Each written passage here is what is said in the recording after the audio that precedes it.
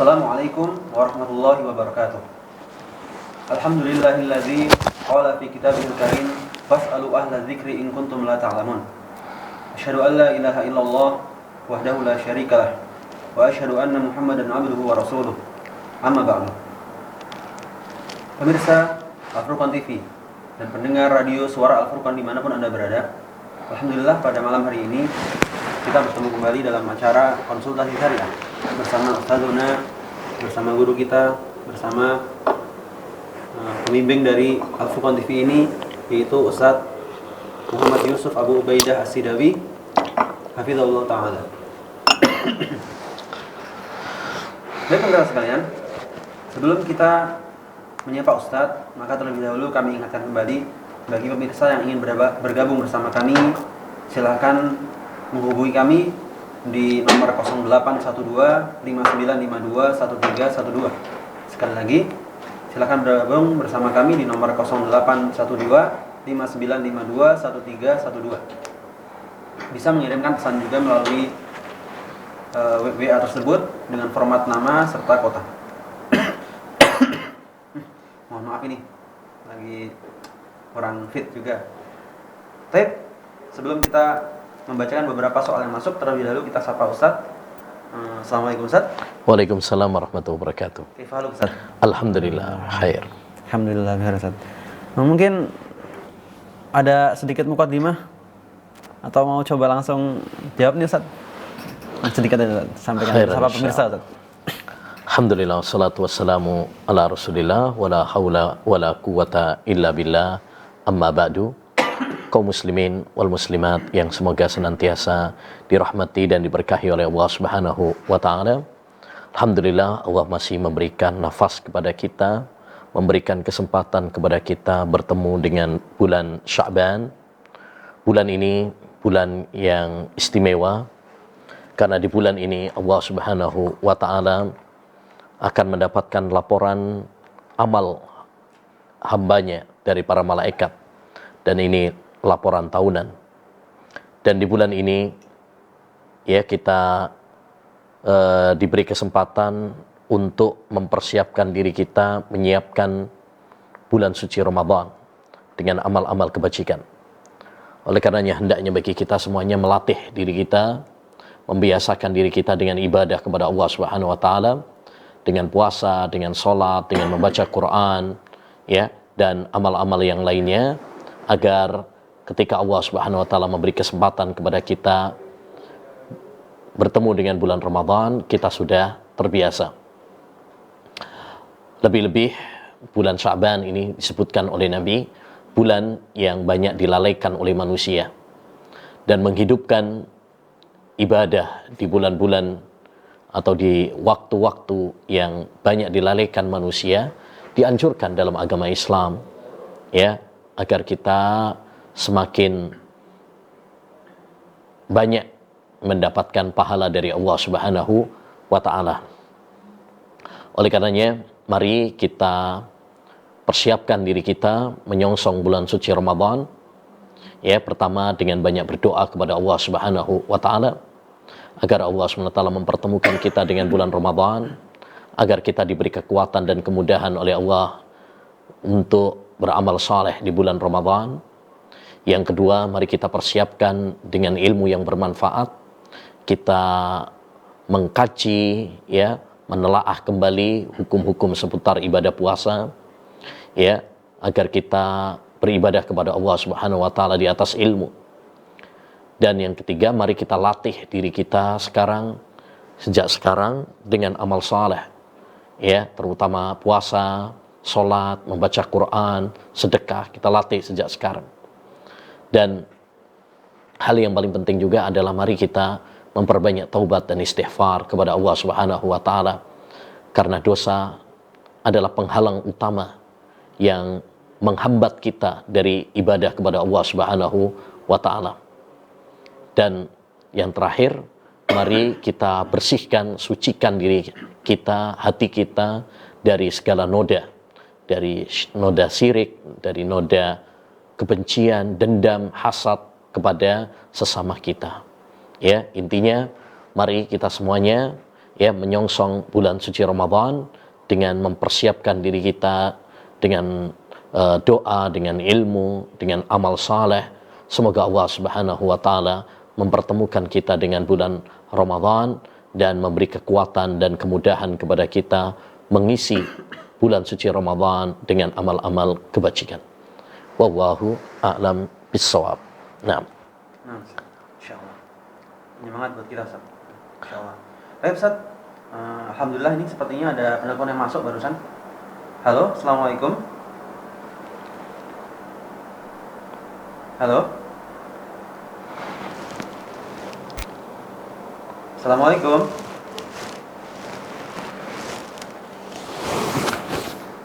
Sepertinya terputus, Ustaz. Maaf. Ini Ustaz, ada pertanyaan masuk melalui WA, Ustaz.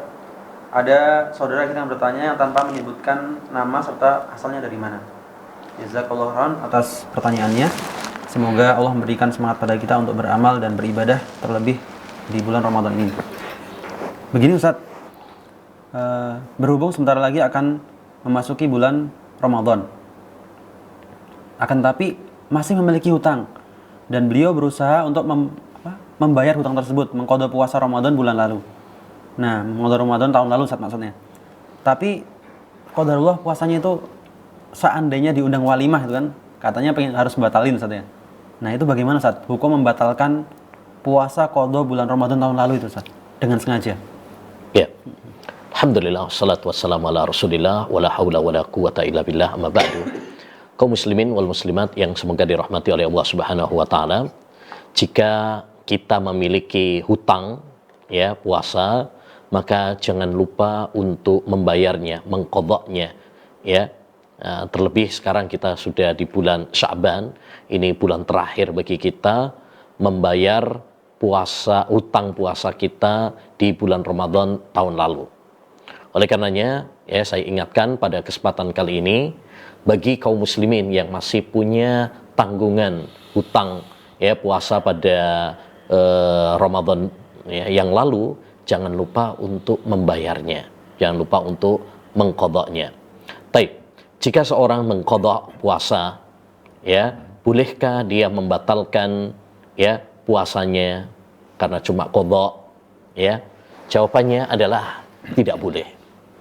Ya, tidak boleh bagi seorang yang sudah memulai puasa ya qadha, ya qadha puasa wajib, kemudian dia membatalkan tanpa udzur yang syar'i, ya maka tidak diperkenankan. Kenapa? Karena qadha itu sama seperti kita melakukan yang wajib. Sebagaimana kita tidak boleh membatalkan puasa pada bulan Ramadan, ya demikian juga ketika kita mengqadha tidak boleh membatalkan tanpa udzur yang syar'i. Kata para ulama dalam kaidah fikihnya, al-qadha'u tahkil ada. Qadha itu ya kedudukannya seperti al-ada, ketika seorang melaksanakan kewajiban. Ya, kecuali kalau memang ada udzur. Kalau ada udzur, misalkan sakit, misalkan safar, ya, maka di sini diperbolehkan, berarti dia menggantinya pada hari-hari yang lainnya, menggantinya pada hari-hari yang lainnya. Tapi kalau tidak ada udzur, ya maka tidak boleh, ya tidak boleh bagi dia untuk membatalkan. Bagaimana kalau seorang diundang walimah, ya apakah dia membatalkan? Ya, apakah itu sebuah udzur? Jawabannya tidak. Ya, jawabannya tidak. Kalau puasanya sunnah, ya kalau puasanya sunnah silahkan. Rasulullah SAW memberi kalau ada orang yang berpuasa kemudian diundang, maka dia memiliki dua pilihan. Ya, pilihan yang pertama adalah membatalkan, pilihan yang kedua adalah melanjutkan puasanya. Ya, itu pilihan, bukan suatu kewajiban. Itu pun kalau puasa sunnah. Tapi kalau puasa wajib, maka tidak boleh dia membatalkan.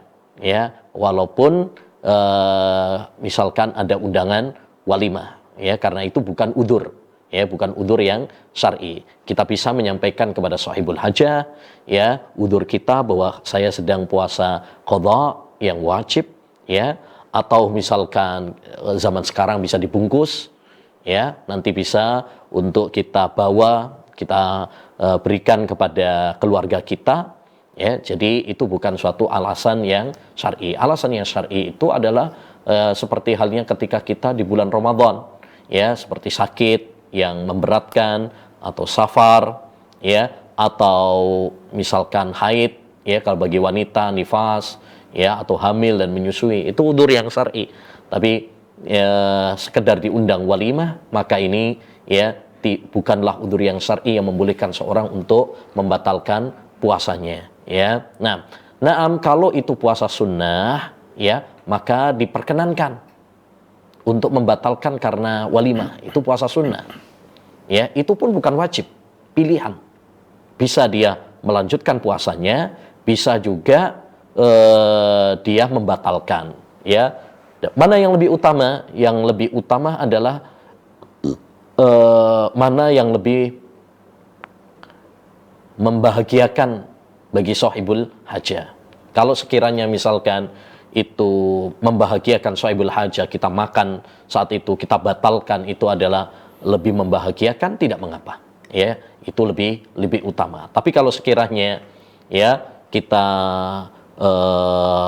berpuasa itu nggak masalah bagi sahibul hajah, maka yang lebih utama adalah kita melanjutkan puasa kita, ya, melanjutkan puasa kita. Intinya, ma'asyiral muslimin, kalau seorang dia berpuasa karena qadha, tidak boleh dia membatalkan, ya, karena alasan yang tidak syar'i, ya, karena alasan yang tidak syar'i, termasuk yaitu alasan tadi ketika ada undangan walimah, itu tidak boleh bagi dia untuk membatalkan, karena qadha itu kedudukannya seperti, ya, ada. Jadi ibaratkan, bayangkan dia saat bulan Ramadan, boleh nggak ketika diundang? Nggak boleh, ya, dia membatalkan nggak boleh. Begitu juga ketika mengqadha. Wallahu a'lam.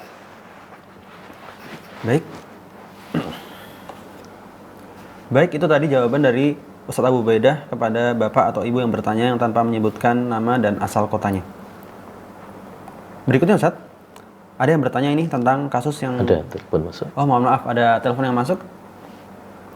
Halo? Assalamualaikum warahmatullahi wabarakatuh. Nah, sambil kita tunggu telepon yang masuk. Pas ini ada telepon masuk. Halo? Ya. Assalamualaikum warahmatullahi wabarakatuh. Waalaikumsalam warahmatullahi wabarakatuh. Mohon maaf, dengan Ustaz. Bapak siapa, dari mana? Oh iya. Dari Papua, Pak. Dari Papua. Atas nama Khairul. Bentar Bapak, mohon maaf. Bapak siapa Pak? Khairul. Bapak Khairul ya? Iya, Bapak Khairul di mana Bapak? Iya. Dari Papua, Pak. Dari Papua. Oh iya. Silahkan Bapak, pertanyaannya. Baik. Begini, Ustaz. Ya. Ya, begini, Ustaz. Nah, kan ini kan dalam masa puasa Syaban, dalam masa Syaban ya. Sekarang kita memasuki ya, di dalam bulan Syaban kan kita dianjurkan untuk puasa. Ya, yang ingin saya tanyakan, nah, di sana ada hadis Nabi yang mengatakan bahwasanya apa namanya, itu Rasulullah istilahnya ketika mencapai Ramadan, mencapai aksar syaman minhu illa fi Syaban. Namun dalam hadis yang lain Rasulullah apa namanya, puasanya itu seluruhnya, bukan apa namanya, bukan hanya sebagian tapi seluruhnya, begitu.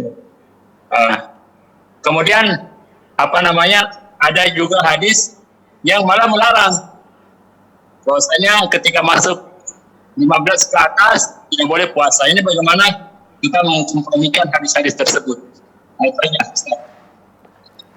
Gimana? Jelas Ustaz ya? Nah, Dia bertanya tentang hadis-hadis seputar Sya'ban ini Ustaz. nah, ya, Masya Allah, ini pertanyaan yang cukup berat sebenarnya ya, dari saudara kita di Papua, ya, Bapak Hoirul di Papua, Masya Allah ya, dari Papua jauh ya. Beliau bertanya tentang beberapa hadis ya seputar puasa di bulan Sya'ban yang sekilas ya sepertinya kontradiksi, bertentangan antara satu dengan yang lainnya. Ya, ada satu hadis di mana Rasulullah SAW menyebutkan bahwa Rasulullah SAW itu puasa Sya'ban penuh. Dalam riwayat yang lain ya disebutkan bahwasanya Rasulullah SAW hanya banyak puasa di bulan Sya'ban tapi tidak sampai penuh. Dalam riwayat yang lain Rasulullah SAW melarang ya puasa di bulan Sya'ban jika sudah pertengahan. Bagaimana cara mengkompromikan beberapa hadis yang sekiranya bertentangan tersebut, sekilas bertentangan tersebut? Al-jawab ya, jawabannya bismillah. Pertama yang harus kita fahami bahwa hadis-hadis Nabi SAW selama hadis itu sahih, maka tidak mungkin saling bertentangan antara satu dengan yang lainnya. Ya, kenapa? Karena hadis dari Nabi SAW itu adalah wahyu dari Allah Subhanahu wa Ta'ala, dan wahyu Allah Subhanahu wa Ta'ala tidak mungkin saling bertentangan antara satu dengan yang lain. Kata Allah Subhanahu wa Ta'ala, afala yatadabbaruna al-Qur'an walau kana min indi ghairillah lawajadu fihi ikhtilafan katsira. Kenapa mereka tidak merenungi Al-Qur'an? Andaikan mereka andaikan Al-Qur'an itu bukan dari Allah Subhanahu wa Ta'ala, niscaya mereka akan mendapati perselisihan yang banyak. Kata Imam Ibnul Qayyim juga, wa nususuhu laysat yu'aridu ba'duha ba'dan fasal anha alima zamani wa idza ra'aita ta'arudan fiha fada min afatil afhami wal adhani. Nas-nas ya, dalil-dalil baik dari Al-Qur'an maupun hadis itu tidak mungkin saling bertentangan antara satu dengan yang lain. Oleh karenanya tanyakan kepada orang yang alim di zamanmu. Jika kamu melihat ada sebagian nas yang sekiranya bertentangan, ya, maka itu adalah karena kurangnya ilmu kita. Karena kurangnya ilmu kita. Intinya ini kaidah terlebih dahulu ya yang perlu kita fahami, bahwa Quran, hadis itu tidak mungkin saling bertentangan antara satu dengan yang lain. Ya, kalau memang ada yang sekilas bertentangan, itu berarti karena kekurangan kita.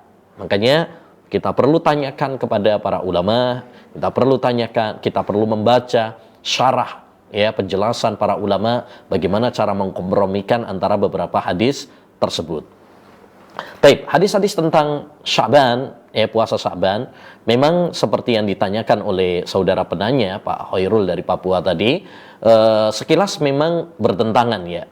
Ada satu hadis yang mengatakan bahwa Rasulullah SAW itu puasa sebulan penuh. Ya, ada yang mengatakan Rasulullah SAW, saya tidak melihat Rasulullah SAW, seperti kata Aisyah, ya, saya tidak melihat Rasulullah SAW puasa sebulan penuh kecuali di bulan Ramadan.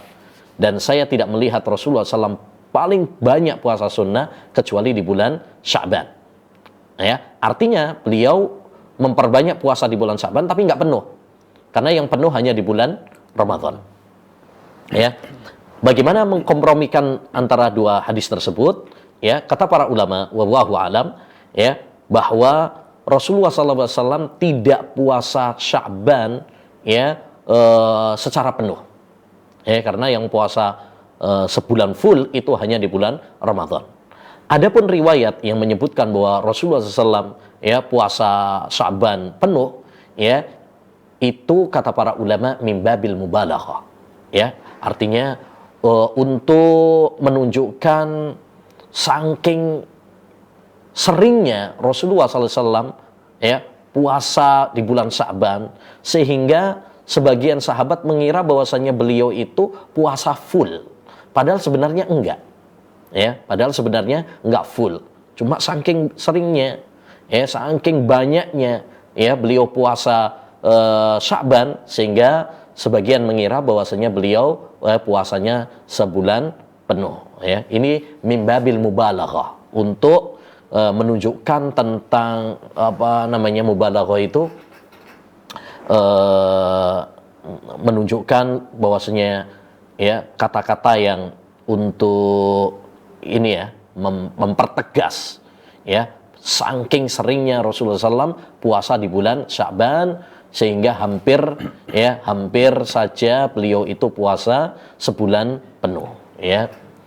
Adapun hadis idzan tasafa Sya'ban fala tasumu, kalau sudah pertengahan Sya'ban maka janganlah kalian berpuasa. Pertama, hadis ini ada perselisihan di kalangan para ulama tentang kesohihannya. Sebagian para ulama mensahihkan dan tidak sedikit juga sebagian para ulama juga melemahkan hadis ini. Ini yang pertama, bahwa hadis ini diperselisihkan tentang kesohihannya. Ya. Yang kedua, anggaplah bahwa hadis ini sahih, bukan berarti kemudian melarang kita untuk puasa di bulan Sya'ban. Apalagi tadi ada hadis-hadis Rasulullah SAW yang mengatakan bahwa ya Rasulullah itu paling banyak puasa di bulan Sya'ban. Maka tidak mungkin kemudian ya Rasulullah SAW melarang puasa Sya'ban, ya itu tidak mungkin.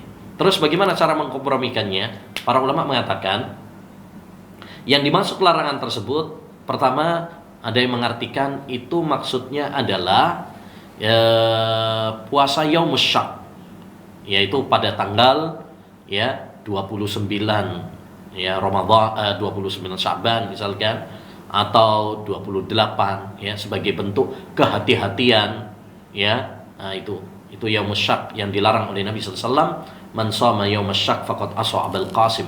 Barang siapa yang puasa pada hari keraguan, maka berarti dia telah bermaksiat kepada Allah Subhanahu wa taala. Ada juga yang menjelaskan, sebagian para ulama, yang dimaksud oleh Nabi SAW idzan tasafa Sya'ban fala tasumu, itu adalah untuk mereka yang mengkhususkan, ya, yang mengkhususkan.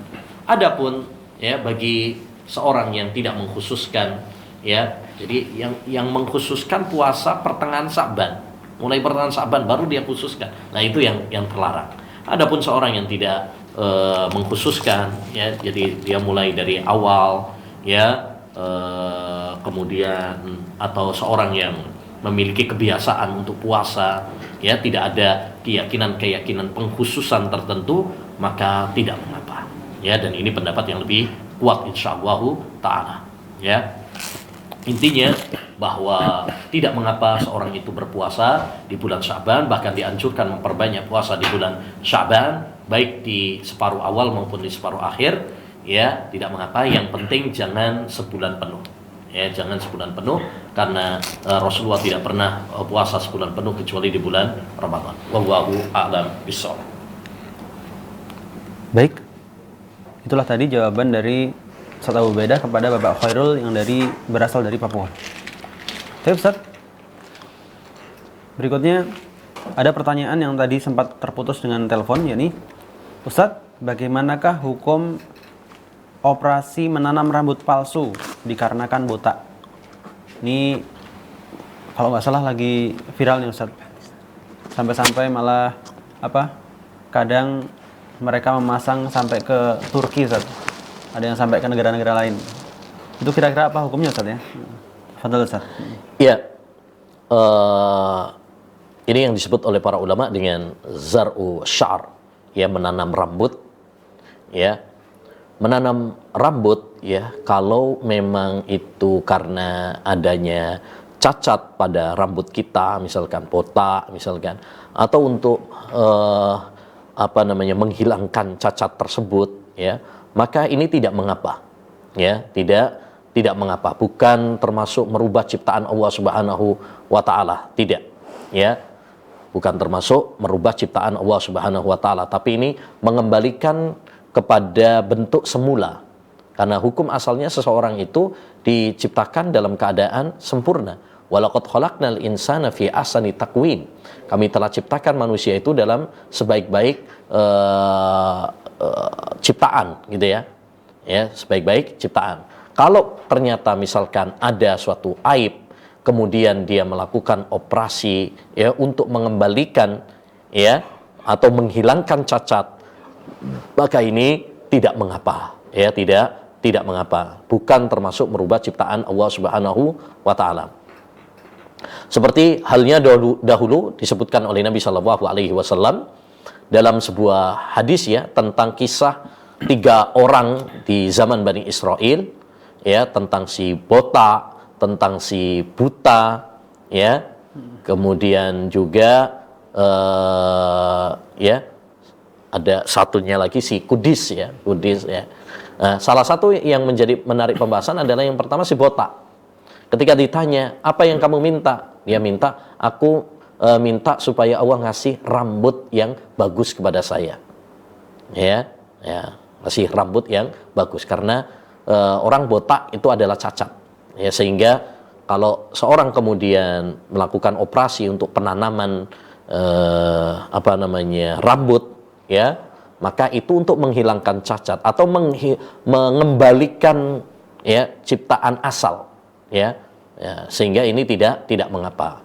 Ya, yang tidak boleh itu adalah untuk sudah dikasih ciptaan yang bagus, kemudian seorang merubah-rubah, ya, seorang merubah-rubah ciptaan Allah Subhanahu wa taala hanya untuk biar tampil lebih keren, lebih bagus, ya ini yang nggak boleh. Operasi-operasi seperti itu yang tidak diperbolehkan karena itu merubah ciptaan Allah Subhanahu wa taala. Misalkan ada operasi misalkan pipi, ada operasi ini itulah, padahal sebenarnya udah bagus gitu. Ya, udah diciptakan oleh Allah dengan bagus. Ya, bahkan yang lebih parah lagi ada yang sampai operasi ganti kelamin, ya seperti ini tidak diperkenankan, ya tidak diperkenankan. Tapi kalau untuk menghilangkan aib, ya maka tidak mengapa. Contoh, mohon maaf, sebagian orang misalkan giginya, maaf ya, ada sebagian orang giginya itu maju ke depan misalnya. Kalau seandainya dia melakukan operasi, ya, untuk menghilangkan aib tersebut, maka ini tidak mengapa. Ini tidak merubah ciptaan Allah Subhanahu wa taala. Ya, dia hanya menghilangkan aib atau mengembalikan kepada ciptaan awal. Ini tidak mengapa. Tapi kalau ada seorang misalkan dia sudah bagus giginya, hanya dia melakukan operasi supaya kelihatan lebih cantik, ya, lebih keren, ya, dikasih hiasan-hiasan. Nah, ini yang nggak boleh. Ya, ini yang nggak boleh. Jadi bedakan antara operasi untuk menghilangkan cacat sama operasi untuk biar kelihatan keren atau kelihatan cantik. Ya, yang pertama diperbolehkan dan yang kedua adalah terlarang. Ya, intinya kesimpulannya, kalau ada seorang yang botak kemudian misalkan dia melakukan operasi ya untuk menumbuhkan rambut, ya menumbuhkan rambut, maka ini tidak mengapa, ya tidak mengapa. Yang nggak boleh adalah kalau seorang pakai rambut palsu, justru malah nggak boleh. Ada orang botak kemudian dia pakai rambut palsu, nah itu nggak boleh. Ya, karena itu termasuk penipuan. Man ghassana falaysa minna. Barang siapa yang menipu kami, ya maka dia bukan termasuk golongan kami. Dan ada larangannya dari Nabi SAW. La'anallahul wasila wal mustausila. Allah melaknat wanita yang menyambung dan minta disambung rambutnya. Seperti sebagian wanita kalau pas lagi nikahan gitu ya pakai konde atau apa itu ya, yaitu pakai rambut-rambut yang palsu. Nah, ini nggak boleh. Ya, ini nggak boleh. Atau sebagian biasanya dalam sinetron atau drama acting ya, kadang misalkan pakai ya jenggot palsu atau rambut palsu, ya maka ini tidak diperkenankan. Wallahu a'lam bishawab. Baik, Kami ingin kembali kepada pemirsa sekalian yang ingin bersambung bersama kami, bertanya kepada Ustadz Abu Ubaidah, maka kami persilahkan untuk menghubungi kami di nomor 0812 5952 1312. Sekali lagi 0812 5952 1312 yang berada di layar kami. Baik Ustadz, sambil menunggu telepon, alhamdulillah ini ada telepon masuk. Halo, assalamualaikum. Waalaikumsalam warahmatullahi wabarakatuh. Mohon maaf Bapak, dari Bapak siapa, di mana? Saya Abu Walid dari Pontianak. Dari Pontianak, Masya Allah, dari Pontianak. Abu Walid dari Pontianak, Masya Allah. Silahkan Bapak, pertanyaannya. Ustaz, mana yang harus kita dahulukan kalau azan dan buka puasa itu? Apakah kita mendahulukan yang di masjid atau yang di televisi? Soalnya biasanya kalau kadang-kadang itu televisi yang duluan, kadang-kadang itu yang di masjid duluan. Syukuran Ustaz, itu saja. Baik, Bapak, terima kasih banyak Bapak. Mari. Silahkan Ustaz, tentang azan Ustaz. Iya, Tentang kalau seorang sedang berpuasa, yang saya tangkap tadi ya dari pertanyaannya, seorang sedang berpuasa, mana yang menjadi acuan, azan yang di TV ataukah azan yang di masjidnya? Pertama, tentu acuan kita di dalam berbuka itu adalah terbenamnya matahari. Terbenamnya matahari. Kalau kita bisa melihat terbenamnya matahari, ya, tenggelamnya matahari, maka itu adalah waktunya untuk berbuka puasa. Ya, waktunya untuk berbuka puasa. Makanya dalam definisi puasa itu kan adalah ya kita beribadah kepada Allah Subhanahu wa taala ya dengan menahan diri dari pembatal-pembatal puasa mulai dari terbitnya fajar hingga terbenamnya matahari. Ya, jadi patokannya adalah terbenamnya matahari sebagai tanda masuknya waktu adzan maghrib. Baik. Sekarang banyak orang atau banyak muadzin ya tidak menggunakan tenggelamnya matahari, ya, tetapi menggunakan hisab atau jadwal ya waktu sholat, ya, jadwal waktu adzan, jadwal waktu sholat yang itu adalah melalui ilmu hisab, ilmu falak, dan itu tidak mengapa karena itu berdasarkan ghalabatul dzan, ya, prasangka kuat. Ya, selama jadwal tersebut ya dikeluarkan oleh ahlinya, ya, maka tidak mengapa untuk dijadikan sebagai standar.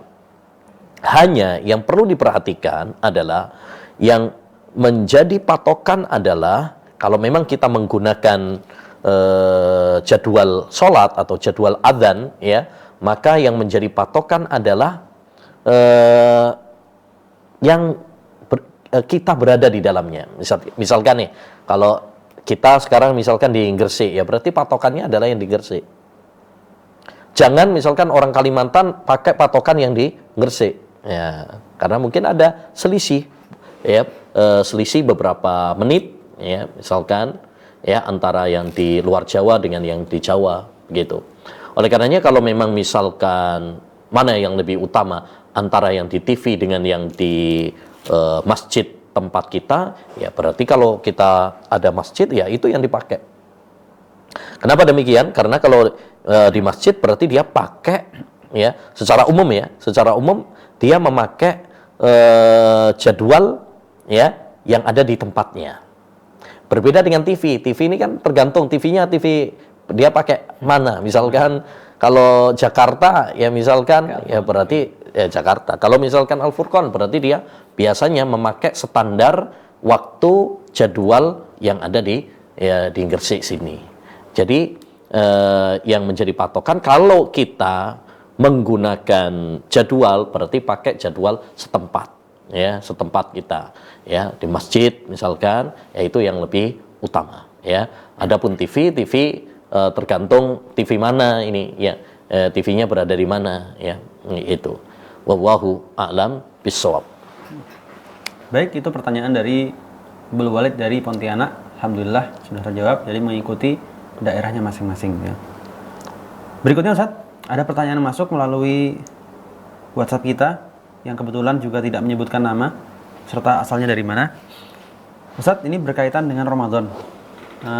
Terutama ini hampir mendekati bulan Ramadan. Ini apa hukumnya Ustadz? Ketika menyambut bulan Ramadan itu dengan berbagi makanan. Biasanya memang ada daerah Ana juga termasuk Ustadz, itu biasanya makan masak-masak kemudian dibagikan ke saudara yang lebih tua, bahkan ke tetangga-tetangga. Itu bagaimana hukumnya Ustadz? Iya. Mengungkapkan kegembiraan atas mendekatnya bulan Ramadan, ya, itu adalah sesuatu yang sangat bagus ya. Kita gembira dengan datangnya bulan Ramadan. Tapi hendaknya bagi kita mengungkapkan kegembiraan itu dengan cara-cara yang ya disyariatkan oleh Allah Subhanahu wa taala, ya. Misalkan dengan bersyukur kepada Allah Subhanahu wa taala, ya, dengan berdoa kepada Allah Subhanahu wa taala, memuji Allah Subhanahu wa taala. Adapun ya dengan berbagi makanan, maka kalau ini dijadikan sebagai suatu ibadah, ya, suatu ibadah, ya, maka ini tidak ada tuntunannya dari Nabi Shallallahu Alaihi Wasallam setahu kami.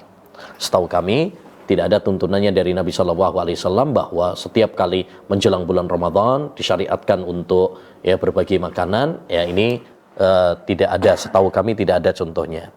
Tapi kalau misalkan itu hanya sekedar orang adat kebiasaan saja, tidak dianggap sebagai suatu ibadah, ya, maka tidak mengapa, insya Allah Taala tidak mengapa, ya. Oleh karenanya jangan jadikan ini sebagai suatu ibadah, ya. Kalau memang kita mau melakukannya, jangan itu dianggap sebagai suatu amalan ibadah. Kalau dianggap suatu amalan ibadah, malah nggak ada tuntunannya dari Nabi Shallallahu Alaihi Wasallam. Ya, tapi kalau misalkan seorang alhamdulillah dia punya rezeki, ya, dia kemudian punya pingin berbagi, ya, maka tidak mengapa, insyaallah taala. Ya, jadi intinya, ma'asyiral muslimin, kita semuanya bergembira dengan datangnya bulan Ramadan, tapi kegembiraan tersebut kita wujudkan, kita aplikasikan dengan cara-cara yang baik, ya, dengan ibadah kepada Allah, dengan memuji, bersyukur kepada Allah Subhanahu wa taala, ya.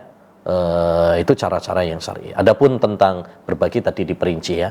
Kalau itu dianggap sebagai suatu ibadah, maka tidak ada contohnya dari Nabi Shallallahu Alaihi Wasallam. Tapi kalau sekedar untuk adat saja, ya, sekedar sebagai adat, tidak dianggap sebagai amal ibadah dan itu sifatnya insidental, ya, maka tidak mengapa, insyaallah taala. Wallahu a'lam bishawab.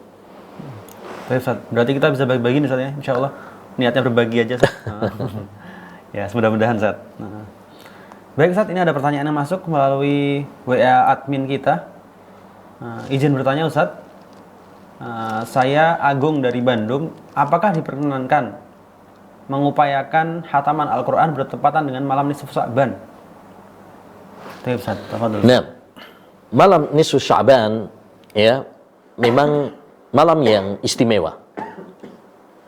Ya, ada sebuah hadis yang menjelaskan tentang keutamaannya, walaupun hadis ini diperselisihkan oleh para ulama, tapi Syekhul Albani rahimahullah mensahihkannya, ya, dengan terkumpulnya jalur-jalurnya, bahwa Nabi SAW bersabda, yanzilu Rabbuna tabaraka wa ta'ala ila khalqihi, ya, lailatan nisfi min Sya'ban fayaghfiru li jami'i khalqihi illa li musyrikin aw musahin. Allah Subhanahu wa ta'ala turun kepada makhluknya pada malam nisfu Sya'ban. Lalu Allah Subhanahu wa ta'ala mengampuni dosa-dosa hambanya kecuali dua orang, yaitu orang yang berbuat syirik dan orang yang sedang bermusuhan, ya, orang yang sedang bermusuhan dengan saudaranya. Hadis ini menjelaskan kepada kita tentang salah satu keistimewaan malam nisfu Sya'ban. Jadi malam nisfu Sya'ban malam yang istimewa. Tapi, ya, tidak diperkenankan bagi kita untuk membuat ritual-ritual atau ibadah-ibadah di malam ini yang tidak ada tuntunannya dari Nabi Shallallahu Alaihi Wasallam. Nabi bersabda, man amila amalan laisa alaihi amruna fahuwa raddun barang siapa yang mengamalkan suatu amalan ibadah yang tidak ada contohnya, tidak ada tuntunannya dari kami, maka amalan tersebut tertolak. Amalan tersebut tertolak. Ya, kita udah capek-capek tapi ternyata nggak ada contohnya dari Nabi, maka ditolak oleh Allah Subhanahu wa taala. Karena amal ibadah itu tidak diterima kecuali dengan 2 syarat. Yang pertama, harus ikhlas lillahi jalla wa ala, seorang beribadah hanya semata-mata karena Allah, dan yang kedua adalah mutaba'ah, seorang beribadah sesuai dengan tuntunan Rasulullah sallallahu alaihi wasallam. Banyak amalan-amalan masyarakat kita di malam nisfu Sya'ban ini, mereka melakukan ritual-ritual yang nggak ada contohnya dari Nabi. Ada doa khusus malam nisfu Sya'ban, ada sholat khusus ya nisfu Sya'ban, ada puasa khusus nisfu Sya'ban, ya, atau dzikir tertentu, termasuk juga tadi misalkan khataman Quran ya pada nisfu Sya'ban misalkan, ya, semua itu tidak ada contohnya dari Nabi Shallallahu Alaihi Wasallam. Ya, jadi malam ini malam nisfu Sya'ban itu malam istimewa, tapi tidak ada ritual khusus, ibadah khusus. Kalau kita mau melakukan ibadah, ya ibadah saja, ya seperti biasa saja. Ya, kalau mau puasa Senin Kemis, puasa Daud, atau puasa Sya'ban, jangan ada keyakinan pengkhususan. Nah, itu yang nggak boleh. Ya, karena nggak ada tuntunannya dari Nabi Shallallahu Alaihi Wasallam. Ya, wallahu a'lam bissawab. Alhamdulillah. Alhamdulillah Ustaz, ada telepon masuk nih. Baik pemirsa, silakan. Halo, assalamualaikum. Salam Ustaz. Ya. Masya Allah. Dari Bapak, dari siapa ini dan dari mana? Dani dari Surabaya Ustaz. Masya Masya Allah. Allah. Dari akhuna Dani. Tafadhol, Dani. Silahkan. Mau tanya Ustaz, apakah kita ketika sholat isya itu di akhir Ustaz? Saya pernah dengar Ustaz. Kurang jelas. Tolong diulangi. Silahkan diulangi, Mas Gini. Dani. Kita sengaja mau isya ada kan? Sholatnya di akhir waktu Ustaz. Sholat Isya tapi diakhirkan Ustaz. Mungkin ada Ya. sengaja mengakhirkan sholat Isya. Bagaimana hukumnya, Ustaz? Nah, boleh nggak mengakhirkan sholat isya gitu ya? Iya Ustaz, betul. Iya. Nah, Itu saja Mas Dani. Iya itu aja Ustaz. Terima kasih. Baik, kita akhiri. Baik. Assalamualaikum warahmatullahi sholat itu sudah ditentukan waktunya oleh Allah Subhanahu wa taala. Inna sholata kanat 'alal mu'minina kitaban mauquta. Sholat itu ya adalah kewajiban bagi orang mukmin dan sudah ditentukan waktunya. Waktu awalnya dan waktu akhirnya. Dan pada dasarnya sholat itu dianjurkan dilaksanakan di awal. Secara umum. Oleh karenanya ketika ada seorang sahabat bertanya kepada Nabi sallallahu alaihi wasallam, wahai Rasulullah sallallahu alaihi wasallam, ya, ayyul a'mal ahabbu ilallah, amalan apa yang paling dicintai oleh Allah Subhanahu wa taala? Maka Nabi sallallahu alaihi wasallam menjawab, as-salatu ala waqtiha. Salat pada waktunya. Yes. Jadi pada dasarnya salat itu dilakukan pada waktunya. Kecuali 2 salat. Yang pertama, salat Isya secara mutlak, dan yang kedua adalah salat duhur apabila memang panas sekali. Ya, panas sekali. Jadi hukum asalnya salat itu yang paling afdal adalah di awal waktu. Kecuali 2 ini. Pertama, salat Isya. Ya, salat Isya.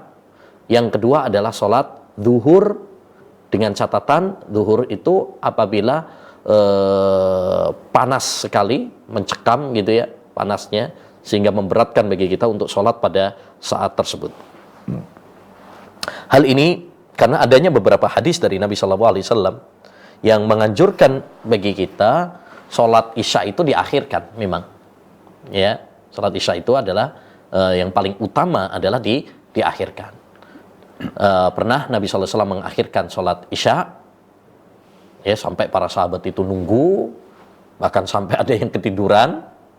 Terus Nabi SAW mengatakan, laula an asyukka ala ummati, andaikan aku tidak khawatir memberatkan umatku, saya akan sholat isya pada saat ini, yaitu mengakhirkan.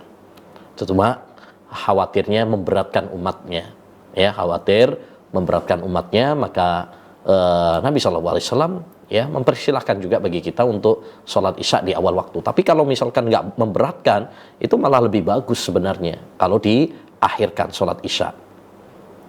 Jadi tidak mengapa seorang mengakhirkan sholat isya, ya, mengakhirkan sholat isya karena memang itu pada dasarnya adalah yang lebih utama.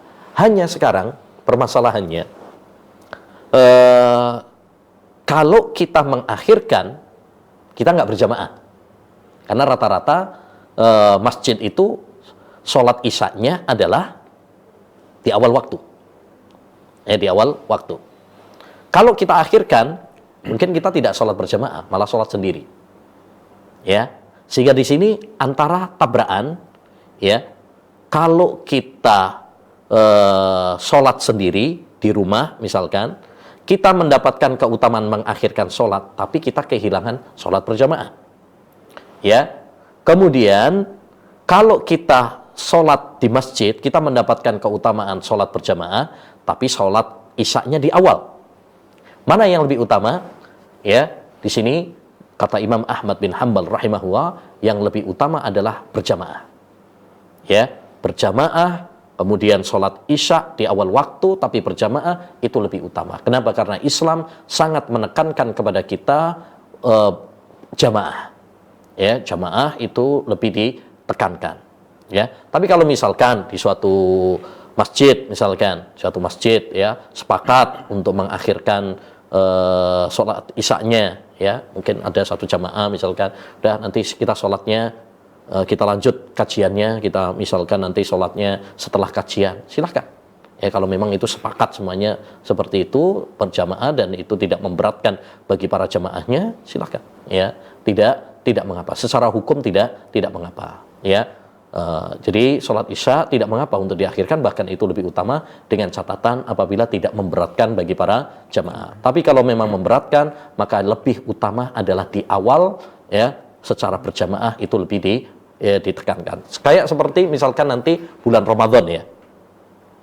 Bulan Ramadan mana yang lebih utama? Kita sholat malam sendiri, ya kita sholat malam sendirian, tapi tengah malam atau sepertiga malam terakhir, tapi nggak berjamaah, sholatnya di rumah. Sama sholat taraweh, ya tapi di masjid. Ya tentu pada dasarnya di sini ada sisi keutamaan, ya kalau kita sholat sepertiga malam terakhir, sholat malam itu ada keutamaannya, ya dan itu lebih utama pada dasarnya. Hanya di sini kalau kita sholatnya sepertiga malam terakhir, kita nggak berjamaah, ya. Sedangkan kalau kita sholat taraweh, ya setelah isya langsung kita bisa berjamaah. Di sini yang lebih utama adalah kita setelah sholat taraweh, setelah isya secara berjamaah, di sini lebih diutamakan, ya lebih diutamakan karena Islam sangat menekankan kita untuk berjamaah, ya berjamaah. Makanya sering kita dianjurkan berjamaah. Jumat, ya itu ada perkumpulan jamaah, ya sholat 5 waktu kita dianjurkan berjamaah, ya Idul Fitri, Idul Adha berjamaah, karena Islam sangat menekankan kita untuk berjamaah. Wallahu a'lam. Baik Ustaz, jazakallahu khairan atas jawaban dari pertanyaan Mas Muhammad Ramadhani di Surabaya. Tapi Ustaz, ada telepon masuk, mungkin segera kita sapa. Assalamualaikum. Waalaikumsalam warahmatullahi wabarakatuh. Mohon maaf Bapak, dari Bapak siapa, di mana? Pak Rosid di Banjarmasin. Bapak Rosid di Banjarmasin. Masya Allah. Masya Allah jauh Bapak ya. Malam Silakan, ini Bapak. ramai nih kayaknya nih. Silakan Bapak. Dari Banjar. Halo? Ya, Assalamualaikum Ustaz. Waalaikumsalam warahmatullahi. Ahlan Banjarmasin. Ya. Ustaz begini ya, saya tanyakan begini ya. Sholat itu tidak bisa, karena sesuatu kakinya sakit, jadi dia memakai kursi gitu ya. Tapi dalamnya dia bisa berdiri, kemudian rokok, setelah itu dia duduk di kursi ya. tidak bisa sujud karena kakinya sakit. Tidak sujud ke sejadah gitu ya. Jadi dia dua ke kursi saja gitu ya. Untuk dengan membungkuk ya, membungkuk saja. Pertanyaan saya begini. Saya pernah melihat orang-orang Syiah gitu ya. Salatnya itu di kalau dia kursinya tidak bisa sujud ke sejadah, dia tuh dibantu dengan meja gitu ya. Jadi sujudnya beralaskan meja gitu ya. Nah ini bagaimana kita, apakah bila bisa diperbolehkan meniru orang Syiah gitu ya, sujudnya ke meja gitu ya, tidak seperti yang kita lakukan seperti di Mekah. Saya lihat kita sujudnya seperti biasa nggak pakai meja gitu kan. Nah itu saja pertanyaan, apakah kita itu menyerupakan orang Syiah bagaimana itu kan? Jadi kita boleh memakai meja gitu di sujudnya, dahi kita, anggota yang sujud tadi, dahi kita menyentuh meja gitu. Itu saja pertanyaan saya. Assalamualaikum warahmatullahi wabarakatuh. Waalaikumsalam warahmatullahi wabarakatuh. Bergambar Ustaz ya. Sakit, duduk dengan kursi, kemudian sujudnya ke meja gitu. Ya. Alhamdulillah, Islam ini adalah agama yang mudah ya. Ya, Allah Subhanahu wa taala berfirman, yuridu Allahu bikumul yusra wa la yuridu bikumul usra. Allah Subhanahu wa taala menginginkan kemudahan bagi kalian dan tidak menginginkan kesulitan untuk kalian. Agama Islam ini secara umum adalah agama yang sangat-sangat mudah. Innad dina yusrun. Agama ini adalah agama yang mudah. Dan kemudahan dalam agama Islam ada dua macam. Pertama, kemudahan secara umum. Semua syariat Islam adalah mudah. Ya, salat hanya 5 kali dalam sehari, ya, puasa Ramadan hanya sekali, yaitu di bulan Ramadan saja dalam setahun, ya, zakat hanya diwajibkan bagi yang mampu dan apabila memenuhi nisab dan haul, haji hanya sekali bagi yang mampu seumur hidup, ya. Yang kedua adalah kemudahan insidental yang Allah berikan bagi mereka-mereka yang memiliki udzur, ya, memiliki kesulitan, misalkan sakit, safar dan lain sebagainya. Ini yang disebut oleh para ulama dengan rukhsah, keringanan. Baik, dalam masalah sholat, misalkan seperti tadi yang ditanyakan adalah orang yang sakit misalkan, Allah Subhanahu wa taala alhamdulillah sudah memberi kemudahan. Ya, Nabi bersabda, "Shalli qa'iman," salatlah dengan berdiri. Fa illam tastati fa qa'idan. Kalau enggak mampu dengan berdiri, maka salatlah dengan duduk. Fa illam tastati fa ala jambin. Kalau tidak bisa duduk, maka berbaringlah. Ya, ya. Jadi orang misalkan tidak bisa dengan berdiri, alhamdulillah, ya, kita diperkenankan untuk duduk.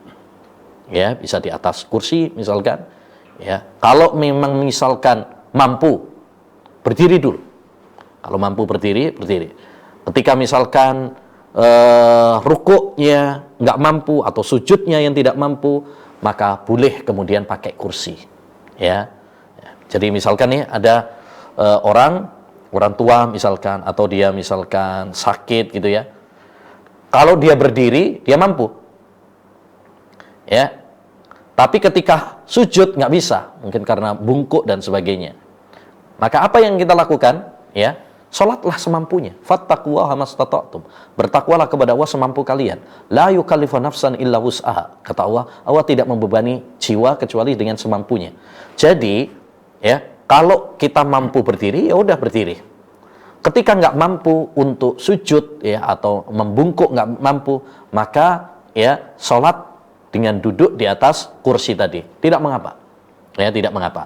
Tapi jangan berlebih-lebihan, jangan berlebih-lebihan. Seperti tadi misalkan ketika sujud kemudian dikasih meja misalkan, ya, dikasih meja untuk sujud, ya, sambil duduk kemudian dikasih meja juga, ya, ini namanya takalluf, ya, bertele-tele, membebani diri.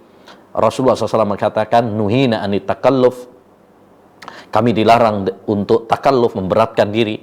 Makanya pernah kejadian ada seorang sahabat Nabi SAW, kalau tidak salah Imran bin Husain, ya, seperti itu.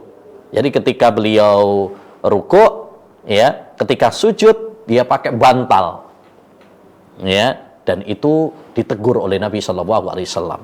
Sholatlah semampumu, ya, sholatlah semampumu. Nggak usah membebani dirimu dengan hal-hal yang malah memberatkan diri kamu. Islam ini mudah, ya, jangan mempersulit diri kita sendiri. Nah, apa yang tadi misalkan orang ketika pakai kursi kemudian pakai meja lagi untuk sujudnya, ini namanya, ya, memberatkan diri. Alhamdulillah Islam mudah, ya. Kalau memang nggak mampu untuk ini, pakai isyarat, ya, isyarat membungkuk lebih rendah misalkan, ya, ketika sujud, ya, kita membungkuk lebih rendah daripada ketika ruku, itu sudah cukup, ya. Apalagi kalau tadi dikatakan oleh saudara penanya bahwa ketika seorang itu memakai, misalnya ini malah ciri khasnya orang-orang Syiah, ya, bolehkah kita meniru mereka? Jelas tidak boleh. Hal-hal yang merupakan ciri khas dari ahlul bid'ah seperti Syiah, tidak boleh bagi kita untuk meniru mereka.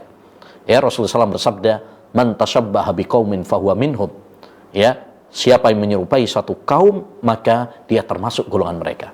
Ya, Syiah sudah jelas bagi kita bahwasanya Syiah termasuk kelompok yang sesat dan menyesatkan, ya.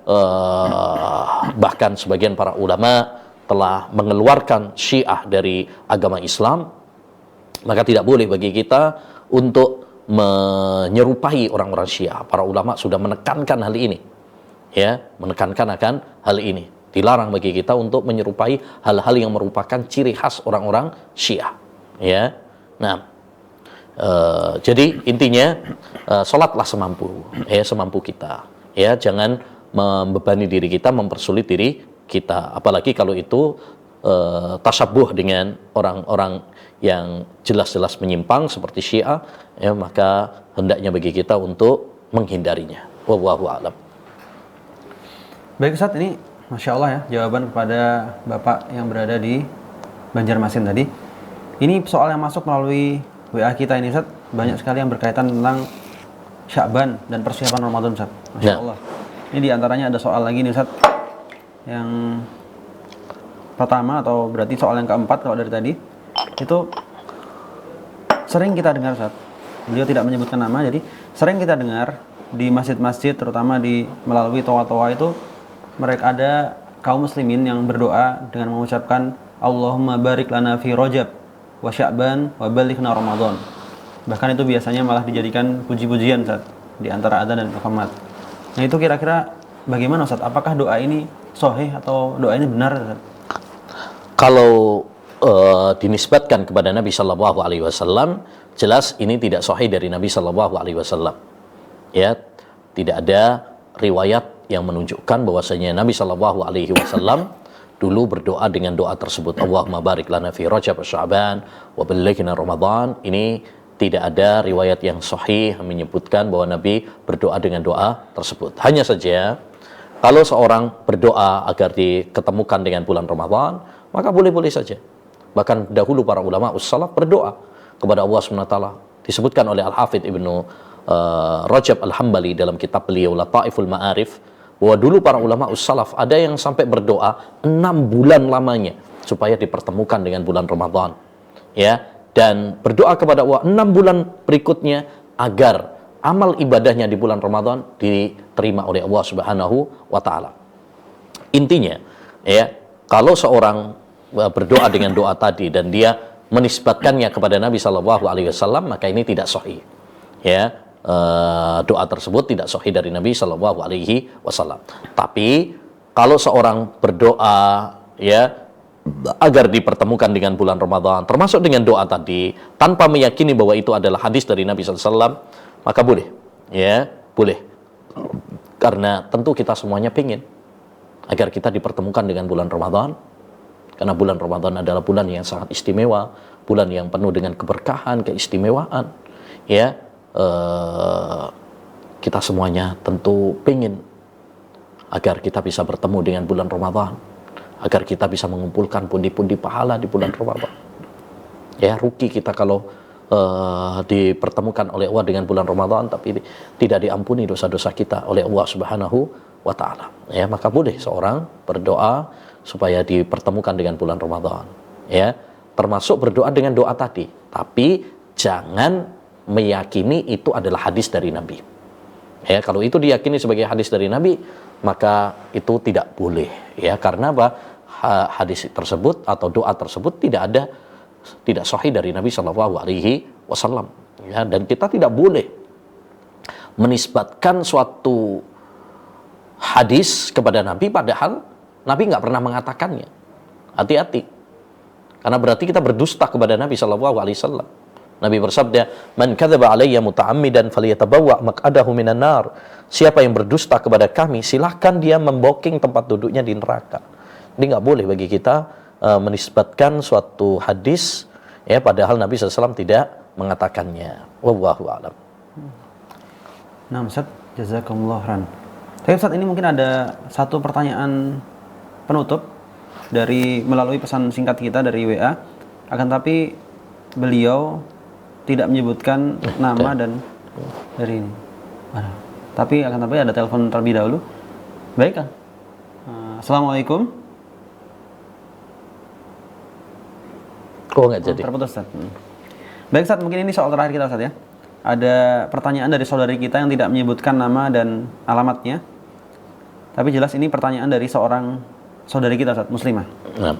Pertama, Ustaz, beliau bertanya dengan dua soal. Yang pertama, Ustaz, saya itu punya hutang puasa di bulan Ramadan kemarin. Akan tapi qadarullah saya lupa, Ustaz. Kira-kira itu bagaimana, Ustaz, solusinya? Pertanyaan pertama. Lupa berapa hari? Lupa berapa harinya, jumlah harinya.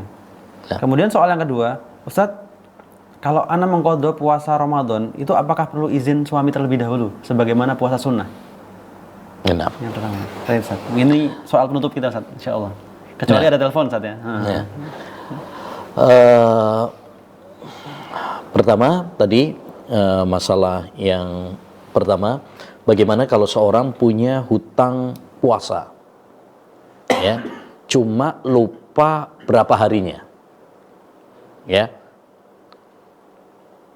apa yang harus dilakukan ketika seorang tidak tahu berapa hari utang puasanya?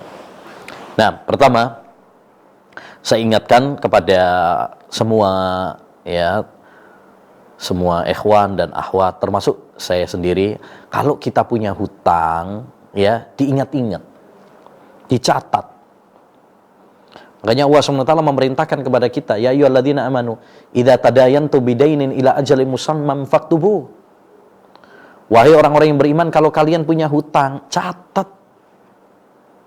Itu hutang sama manusia, disuruh nyatet supaya nggak lupa. Ya, apalagi punya hutang sama Allah Subhanahu wa Ta'ala. Jadi hendaknya bagi kita untuk mencatat, mengingat-ingat berapa hutang kita, supaya tidak terjadi seperti tadi ya. Nah, ini yang pertama.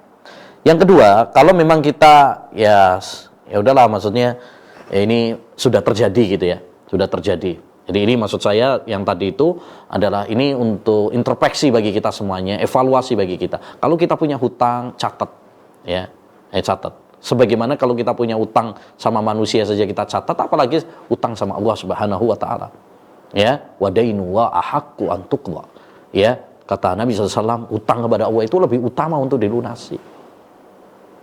Yang kedua, kalau memang kita lupa, maka ya caranya adalah mengira-ngira. Ghalabatud dzan, pakai ghalabatud dzan. Kita nggak bisa yakin nih, misalkan perkiraan berapa ya, 7 hari atau 8 hari. Kalau kita nggak bisa memastikan, maka perkirakan. Ya, perkirakan mana yang lebih mantap bagi kita. Kalau memang tidak ada yang lebih mantap, ambil yang hati-hati. Misalkan, antum ragu-ragu, anti ragu-ragu berapa hutangnya, 7 atau 8 hari. Ya, kalau memang lebih mantap 7, ya sudah, silakan ambil. Ya, ambil 7. Kalau mantap 8 hari, ya udah pakai 8 hari. Ya, tapi kalau memang misalkan sama-sama tidak mantap ya, tidak ada kemantapan, ya, maka ambil yang lebih hati-hati. 7 atau 8, yang lebih hati-hati adalah 8. Ya, ambil yang jumlah yang lebih besar agar kita lebih hati-hati, ya, lebih hati-hati. Karena kalau 7 berarti ada kemungkinan masih kurang. Tapi kalau 8, seandainya misalkan ini kelebihan, ya anggap saja itu adalah sebagai puasa sunnah, ya, anggap saja itu sebagai puasa sunnah. Taib. Jadi intinya diperkirakan, ya, dicari yang lebih mantap mana. Kalau kita tidak bisa menemukan, maka ambil yang lebih hati-hati. Wallahu a'lam. Itu untuk yang pertanyaan pertama, ya. Yang pertanyaan kedua, apakah perlu izin ketika kita mengqadha puasa? Ya, pada dasarnya kalau seorang itu puasa sunnah memang dianjurkan untuk minta izin. Tapi kalau mengqadha ini kan waktunya luas, ya, mengqadha itu waktunya luas. Maka sebaiknya kita izin kepada suami, ya, untuk mengqadha, ya, dan usahakan kita ketika mengqadha ini bukan waktu-waktu yang sekiranya yang sekiranya suami kita tidak keberatan, ya, tidak keberatan, ya. Seperti Aisyah radhiyallahu anha lebih memilih untuk mengqadha di bulan Sya'ban. Kenapa? Karena di bulan Sya'ban Rasulullah sendiri memperbanyak puasa sunnah, sehingga tidak mengganggu Rasulullah SAW. Ya, jadi sebaiknya izin karena waktu qadha ini luas. Kecuali kalau sudah waktunya mepet. Misalkan tadi ada wanita punya hutang puasa 7 hari, ya, punya hutang puasa 7 hari. Ramadan tinggal 7 hari. Di sini nggak perlu izin. Tidak perlu izin kepada suami karena di sini sudah wajib bagi dia. Kondisinya kondisi yang wajib. Tapi kalau misalkan nih mulai dari Syawal sampai Ramadan ini kan waktunya luas. Jadi sebaiknya izin kepada suami. Wallahu a'lam bishawab. Baik Ustaz, sebenarnya kita mau tutup tapi ada telepon masuk, kita sapa dulu Ustaz. Ya. Assalamualaikum. Halo, assalamualaikum. Waalaikumsalam. Mohon maaf Bapak, dengan Bapak siapa, dari mana Bapak? Dengan Bapak Randi dari Surabaya. Bapak Randi dari Surabaya. Silahkan Bapak, pertanyaannya. Ya, Assalamualaikum Ustadz, mau bertanya. Waalaikumsalam warahmatullahi wabarakatuh. Ya, mau bertanya ini Ustadz untuk bulan puasa besok tentang taraweh itu. Kalau tarawihnya dilakukan 2 kali itu boleh apa enggak Ustadz ya? Soalnya kan yang pertama itu setelah sholat isya langsung tarawih, terus yang kedua itu diajak teman gitu, agak malam jam 12 gitu Ustadz, bareng-bareng. Gitu aja Ustadz, dua-duanya juga berjamaah tarawihnya. Itu boleh apa enggak Ustadz ya? Ya. Baik Bapak, itu aja Bapak. Terima kasih Ustadz. Ya. Baik. Assalamualaikum. Waalaikumsalam warahmatullahi wabarakatuh. Ya. Jadi saudara kita Mas Randi tadi, ya, dari Surabaya bertanya tentang kalau dia sudah sholat taraweh, ya, setelah isya di awal, kemudian ya tengah malam sholat taraweh lagi, ya, dengan jamaah yang lain, apakah ini diperbolehkan ataukah tidak? Pertama, kalau seorang itu sudah sholat tarawih, ya, maka pada dasarnya alhamdulillah dia telah melakukan suatu amalan yang mulia. Rasulullah SAW bersabda, "Man qama Ramadhana imanan wa ihtisaban ghufira lahu ma taqaddama min dhanbih." Siapa yang sholat tarawih atas dasar iman dan ikhlas karena Allah SWT, akan diampuni dosa-dosanya. Dan apabila dia sholatnya berjamaah bersama imam sampai selesai, ya, keutamaannya luar biasa.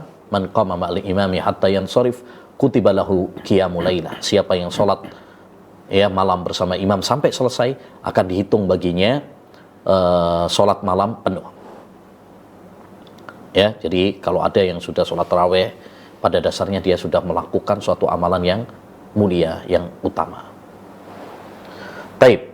Kalau ada orang yang sudah sholat tarawih di awal waktu setelah Isya, bolehkah dia sholat malam lagi? Ini kembali kepada perselisihan para ulama tentang jumlah sholat tarawih. Ya, para ulama berselisih pendapat, apakah jumlah sholat tarawih itu 11 rakaat saja, tidak boleh lebih, ataukah boleh lebih dari 11 rakaat? Jumhur ulama, mayoritas ulama mengatakan boleh seorang sholat tarawih ya lebih dari 11 rakaat. Ya, seperti di Masjidil Haram, di Masjid Nabawi, ya itu mereka memilih pendapat jumhur yang membolehkan seorang sholat lebih dari 11 rakaat, sholat malam lebih dari 11 rakaat. Sebagian para ulama, dan ini yang dikuatkan oleh Syekhul Albani, mengatakan bahwa tidak boleh sholat tarawih itu lebih dari 11 rakaat. Ya, nah, kalau seseorang, ya ini kan masalah perselisihan tadi ya, kalau dia mengikuti pendapat jumhur ulama, kalau kita mengikuti pendapat jumhur ulama yang membolehkan sholat lebih dari 11 rakaat, berarti tidak mengapa. Ya, dia sholat tarawih ya di awal waktu, kemudian di pertengahan dia sholat lagi, ya tidak mengapa, dengan catatan tidak melakukan witir lagi. Tidak melakukan witir lagi. Kenapa? Karena ada hadis dari Nabi SAW, la witrani fi lailah. Tidak ada dua witir dalam satu malam. Tidak ada dua witir dalam satu malam. Ya. Tapi kalau misalkan berpendapat seperti pendapatnya Syekhul Albani rahimahullah ta'ala yang tidak memperbolehkan sholat lebih dari 11 rakaat, ya berarti Anda tidak perlu untuk menambah ikut tarawih lagi gitu ya. Bisa dilakukan dengan ibadah-ibadah yang lain, doa, zikir, istighfar kepada Allah Subhanahu wa taala, baca Quran dan lain sebagainya. Jadi ini memang ada perselisihan dengan para ulama, tapi pendapat yang lebih kuat wallahu a'lam adalah boleh sholat lagi setelah sholat tarawih dengan catatan tidak witir lagi, karena tidak ada dua witir dalam satu malam. Wallahu a'lam. Tapi Ustaz, bagaimana Ustaz? Ada satu telepon lagi? Kita terima atau? Silakan. Ya, Ya. satu lagi nih Ustaz ya? Siap. Ya, baik. Satu lagi terakhir ini. Terakhir ini. Assalamualaikum. Halo, assalamualaikum. Assalamualaikum. Halo. Assalamualaikum. Sudah, mungkin dia nggak nanya mungkin. Mungkin nggak jadi nih Ustaz ya? Ya. Baik, mungkin baik kalau begitu kita akhiri sampai di sini saja pertemuan kita pada malam hari ini. Terima kasih, jazakumullah khairan kami ucapkan kepada Ustadz Abu Ubaidah yang bersedia hadir ke studio Al Furqan TV ini untuk menjawab beberapa pertanyaan yang disampaikan oleh para jamaah. Jadi mohon maaf kepada Bapak terakhir yang telepon, kita putus karena tidak ada jawaban. Dan kita tutup pertemuan kita malam hari ini.